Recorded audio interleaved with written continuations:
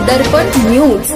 माणसाने राक्षसासारखे वागू नये, निर्दयी आचरण करू नये म्हणून धर्माच्या माध्यमातून चांगले विचार शिकवण्यात येत असतात। दया भावनेचे महत्त्व समजून घेणे आवश्यक आहे। दया भावनेने धर्माचरण करून मनुष्य देवत्वाकडे जाऊ शकतो, परंतु किमान मानवत्व टिकून ठेवण्यासाठी तरी कार्यरत असावे, असे प्रतिपादन परमपूज्य परमात्मराज महाराजांनी केले आहे। ते आडी तालुका निपाणी येथील संजीवनगिरी वरील श्री दत्त देवस्थान मठाच्या वतीने माघ पौर्णिमेनिमित्त सर्वोच्च सांस्कृतिक भवनात आयोजित प्रवचन कार्यक्रमात बोलत होते। यावेळी सकाळी श्री दत्त मंदिरामध्ये श्री दत्त गुरुचरणी अभिषेक अर्पण करून महाआरती करण्यात आली। रात्री 7:30 वाजता नाम जपानंतर आयोजित प्रवचन कार्यक्रमात बोलताना परमपूज्य परमात्मराज महाराज पुढे म्हणाले, सर्व जनतेचे हित व्हावे यासाठी विविध अवतारी पुरुष ऋषी मुनींकडून, दैवतांकडून तसेच नियतीच्या माध्यमातून नित्य लक्ष ठेवलं जात असते। उपदेश केला जात असतो, त्या उपदेशानुसार आपण वागतो की नाही याकडे आपले नित्य लक्ष असणे आवश्यक आहे। माणसाने चांगले वागावे, चांगल्या विचारांवर नित्य अवधान ठेवून जीवनाची वाटचाल करणे म्हणजे संग्रहण होय।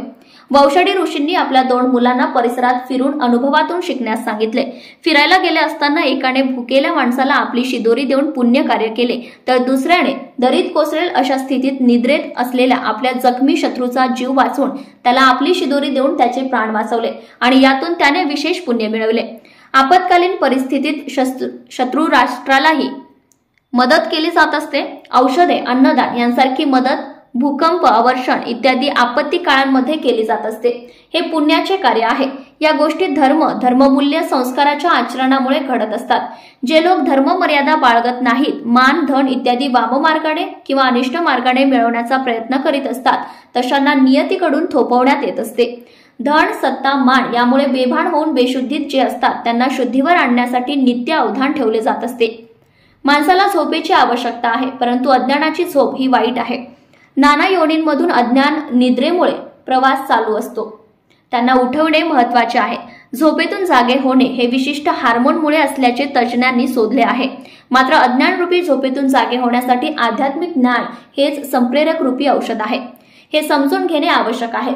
म्हणून प्रत्येक माणूस आपल्या कर्माचे फळ भोगत असला तरीही सर्वांचे चांगले व्हावे अशी भावना दया भावना आहे, म्हणून घडत असते। भूतमात्राविषयी, जनमानसाविषयी दयाभाव आहे, म्हणून युद्ध काळातही अन्न पुरवठा आधी केला जात असतो, ज्या योगे जगण्याचे बळ टिकून राहील।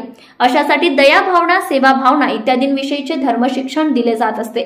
ज्याने तुमचे चांगले केले त्याचे वाईट चिंतन करू नये, ज्याने उपकार केले त्यांच्यावर अपकार करू नये। अधोगतीकडे जाणाऱ्यांना सुद्धा उठवण्याचा प्रयत्न केला जात असतो। चांगले वागण्यासाठी त्यांना शुद्धीवर आणले जात असते। ऋषी मुनी सद्गुरूंनी दिलेल्या उपदेशाप्रमाणे आपण किती वागतो याकडे स्वतःचे नित्य अवधान असायला हवे। व्यक्तिगत पातळीवरही ध्यान ठेवणे हितासाठी असते असे त्यांनी सांगितले। यावेळी पुंडलिक विठ्ठल कुंभार, रासाई शेंदूर, अमोल बाजीराव पाटील बाणगे यांच्या वतीने महाप्रसादाची सोय करण्यात आली होती।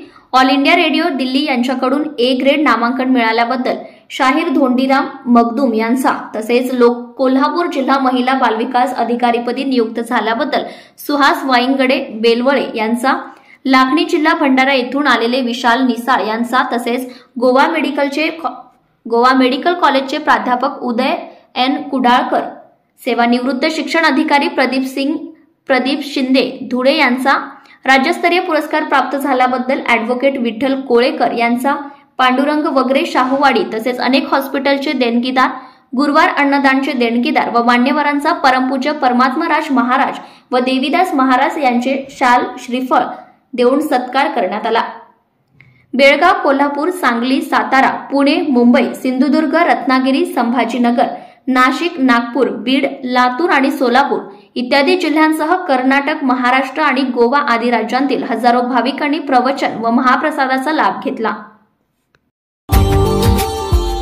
Subscribe now and press the bell icon. Never miss an update.